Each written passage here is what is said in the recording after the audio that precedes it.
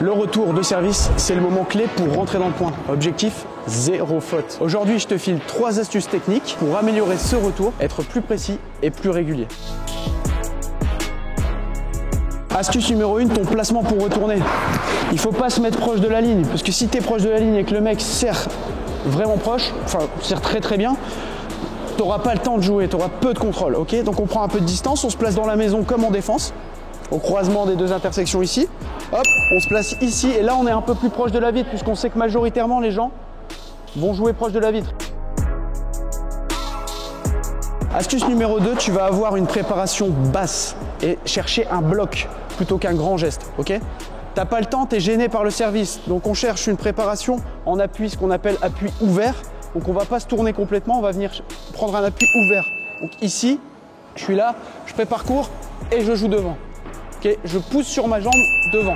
Ok, donc le but de ce côté-là, pareil, si on est en revers, hop, on se met ici, appui ouvert, on est là et on pousse devant. Ce qui est important, c'est ton tamis quand tu frappes. Comme c'est du bloc, ta raquette, elle doit être, comme tu le vois ici, la face doit être plate, comme ça, les yeux de la raquette regardent droit devant, vers le filet.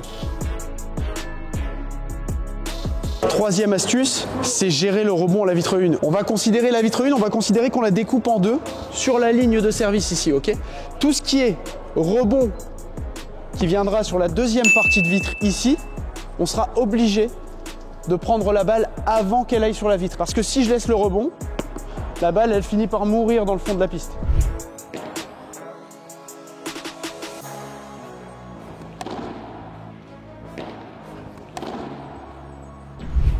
Si c'est dans cette partie-là, avant la ligne de fond de piste, là, on va préparer vraiment bas, ok? On laisse le rebond et là, on vient l'attaquer directement.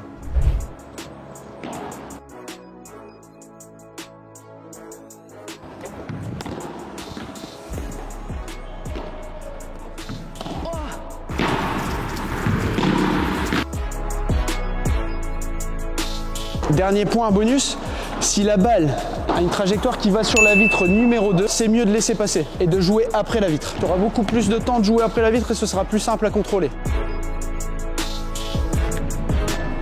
J'espère que cette vidéo t'aura permis d'améliorer ton retour de service. Oublie pas, on a fait une autre vidéo sur le sujet en tactique plus. Donc là, les deux combinés, je pense que tu seras OK pour ne plus te mettre en danger dès le retour et pouvoir commencer tes points au padel tranquillement avec 0 faute.